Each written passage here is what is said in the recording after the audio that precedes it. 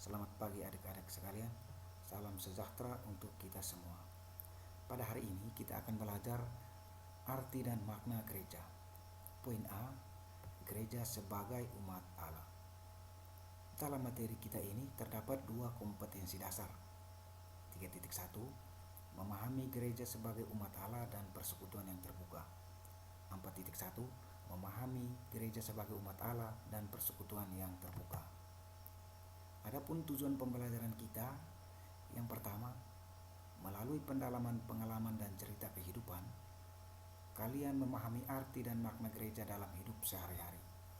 Yang kedua, melalui pendalaman ajaran gereja dan kitab suci, kalian memahami makna gereja sebagai umat Allah menurut ajaran kitab suci dan ajaran gereja. Yang ketiga, melalui refleksi dan permainan peran, kalian menghayati makna gereja sebagai umat Allah serta mewujudkan keterlibatan dalam hidup gereja sebagai umat Allah. Langkah yang pertama, marilah kita menggali pemahaman tentang arti dan makna gereja dalam hidup sehari-hari. Kita akan menggali arti dan makna gereja melalui gambar yang akan Pak tayangkan di layar ini. Ada dua gambar di sini. Gambar yang pertama gereja, bangunan gereja. Gambar yang kedua ada umat yang berkumpul di dalam gereja. Silakan kalian merumuskan pertanyaan-pertanyaan terkait gambar yang kalian amati.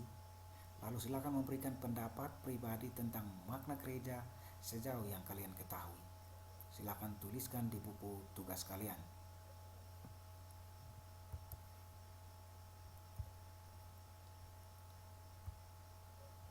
Selanjutnya, mari kita menggali arti dan makna gereja sebagai umat Allah melalui sebuah cerita. Cerita ini berjudul Gereja sebagai Keluarga Allah.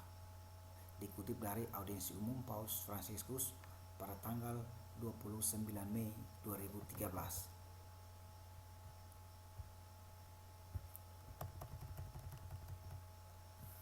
Saudara-saudari sekalian, selamat pagi. Rabu lalu, saya menekankan ikatan yang mendalam antara Roh Kudus dan gereja. Hari ini saya ingin memulai beberapa katekese mengenai misteri gereja, misteri yang kita semua alami dan kita turut ambil bagian di dalamnya. Saya ingin melakukannya dengan beberapa konsep yang jelas dalam teks-teks dari Konsili Vatikan II. Hari ini yang pertama adalah gereja sebagai keluarga Allah.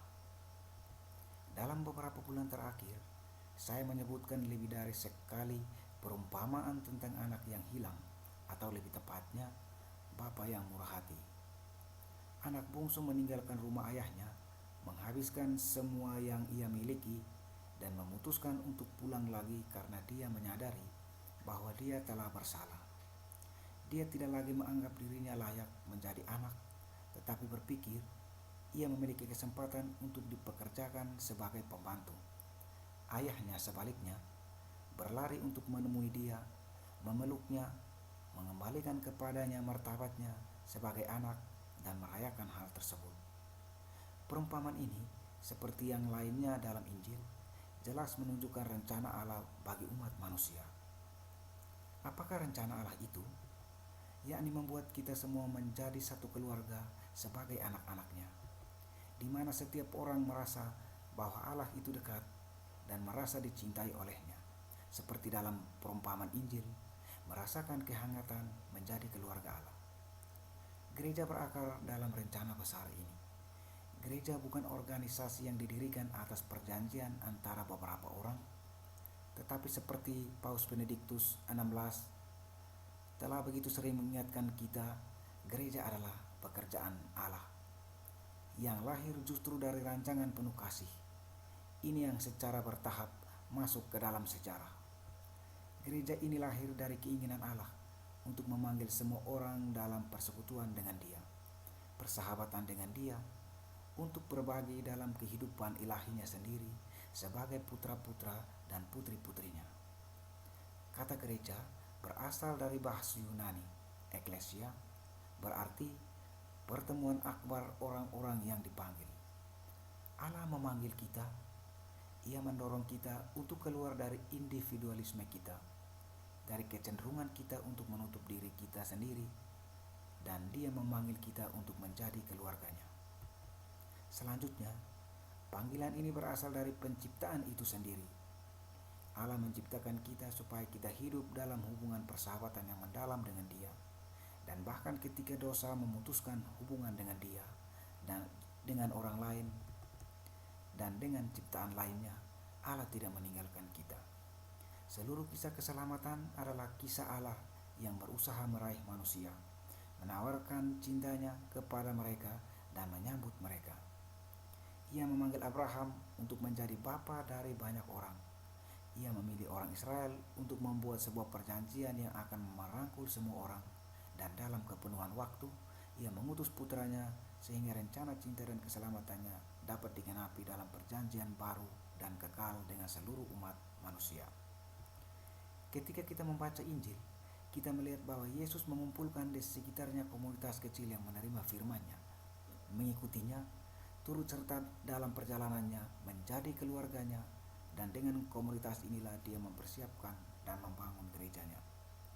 Jadi dari manakah gereja itu terlahir? Gereja lahir dari tindakan kasih yang paling agung dari salib, dari sisi lambung Yesus yang ditusuk dan mengalirkan darah dan air, simbol dari sakramen Ekristi dan pembaptisan.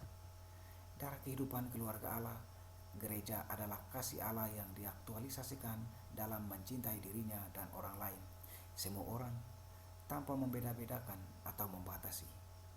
Gereja adalah keluarga yang kita cintai dan mencintai kita. Kapan gereja memanifestasikan dirinya?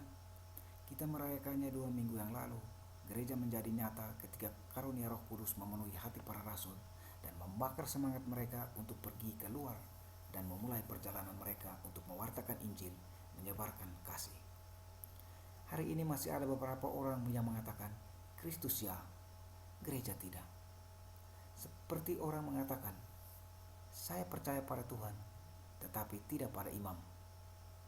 Tetapi gereja sendiri yang membawa Kristus kepada kita dan yang membawa kita kepada Allah. Gereja adalah keluarga besar anak-anak Allah. Tentu saja gereja juga memiliki aspek manusiawi. Dalam diri mereka yang membentuk gereja, para imam dan umat beriman terdapat kekurangan, ketidaksempurnaan dan dosa. Paulus juga memiliki hal-hal tersebut dan banyak dari mereka. Tetapi yang indah adalah bahwa ketika kita menyadari bahwa kita adalah orang berdosa, kita menemukan rahmat Allah yang selalu mengampuni. Jangan lupa, Allah selalu mengampuni dan menerima kita ke dalam cintanya yang penuh dengan pengampunan dan belas kasihan. Beberapa orang mengatakan bahwa dosa adalah suatu pelanggaran terhadap Allah, tetapi juga merupakan kesempatan untuk merendahkan diri sendiri, untuk menyadari bahwa ada sesuatu yang lain, lebih indah, kerahiman Allah. Mari kita pikirkan hal ini. Mari kita bertanya pada diri kita hari ini, seberapa saya mencintai gereja? Apakah saya berdoa untuknya? Apakah saya merasa menjadi bagian dari keluarga gereja? Apakah yang harus saya lakukan untuk memastikan bahwa gereja adalah sebuah komunitas di mana masing-masing orang merasa diterima dan dipahami, merasa belas kasihan dan kasih Allah yang memperbarui hidup? Iman adalah sebuah karunia dan sebuah perbuatan yang menjadi perhatian kita secara pribadi. Tetapi Allah memanggil kita untuk hidup dengan iman kita bersama-sama sebagai sebuah keluarga, sebagai gereja. Mari kita mohon kepada Tuhan dengan cara yang sangat khusus selama tahun iman ini. Semoga masyarakat kita, seluruh gereja, semakin menjadi keluarga sejati yang hidup dan membawa kehangatan kasih Allah.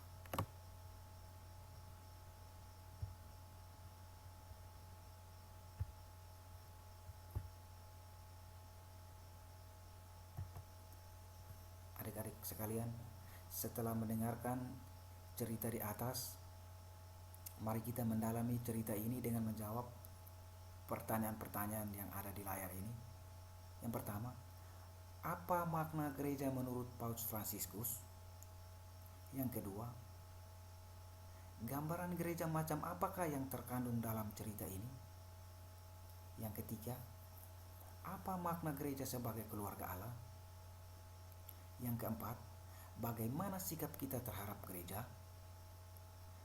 Pertanyaan-pertanyaan ini silakan Anda jawab dan tuliskan di buku tugas kalian.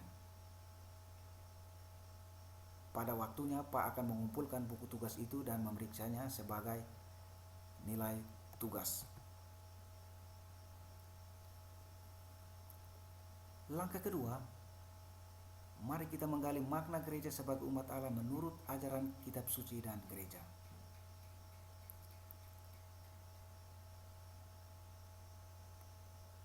Pak akan mengajak kalian semua untuk mendalami ajaran kitab suci sebagai dasar biblis gereja dengan mendalami teks-teks kitab suci di layar ini. Yang A, dalam Kisah Para Rasul bab 2 ayat 41 sampai 47.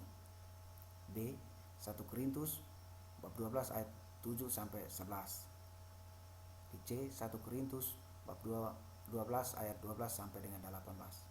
Jadi silakan kalian membaca teks-teks ini yang di dalamnya akan dibahas tentang bagaimana gereja sebagai umat Allah menurut ajaran kitab suci. Setelah kalian membaca teks-teks tadi, silakan kalian menjawab pertanyaan-pertanyaan di bawah ini. Yang pertama, apa pesan keseluruhan teks kitab suci yang dibaca? 2. Apa makna gereja menurut teks kitab suci tersebut? Kalau boleh silakan sebutkan ayat-ayat terkait. Yang ketiga, apa ciri-ciri gereja sebagai umat Allah dalam perikop kitab suci tersebut? Yang keempat, apa saja konsekuensinya bagi kita sebagai anggota gereja umat Allah? Silakan menuliskan jawaban Anda di buku tugas kalian. Langkah selanjutnya, mari kita mendiskusikan ajaran gereja tentang makna gereja sebagai umat Allah. Kita akan mendiskusikan materi ini dengan mengambil sumber atau rujukan kita itu dari dokumen Konsili Vatikan kedua. Topik yang pertama, rencana Bapa yang bermaksud menyelamatkan semua orang dalam Lumen Gentium artikel kedua. Silakan lihat di buku pegangan kita halaman 25. Di poin B, Roh Kudus yang menguruskan gereja. Itu juga di dalam Lumen Gentium artikel 4. Boleh dilihat di buku kita halaman 26. Lalu poin C, gereja tubuh mistik Kristus. Itu Lumen Gentium artikel 7. Terdapat di buku kita halaman 28. Silakan kalian membaca artikel-artikel Lumen Gentium ini untuk menjawab pertanyaan-pertanyaan yang akan diberikan. 1. Apa isi dokumen secara keseluruhan? 2. Apa makna gereja sebagai umat Allah menurut dokumen tersebut? Yang ketiga, apa ciri-ciri gereja sebagai umat Allah menurut dokumen tersebut? 4. Apa dasar dan konsekuensi gereja sebagai umat Allah? Silakan kalian menjawab pertanyaan-pertanyaan ini dengan menuliskan di buku tugas kalian. Selanjutnya langkah ketiga, mari kita menghayati makna gereja sebagai umat Allah. Silakan kalian mengungkapkan keterlibatan dalam hidup gereja sebagai umat Allah melalui sebuah refleksi dengan menjawab pertanyaan-pertanyaan berikut. Nomor 1. Sejauh manakah kalian dapat hidup menggereja menggunakan segala karisma, karunia, dan fungsi yang dipercayakan kepada kalian untuk kepentingan misi dan gereja di tengah masyarakat? Kedua, silakan kalian membuat doa syukur karena dipilih menjadi anggota gereja dan mohon agar kesatuan dan persatuan gereja tetap terjaga. Langkah ketiga ini pun silakan kalian jawab dan menuliskan di buku tugas kalian.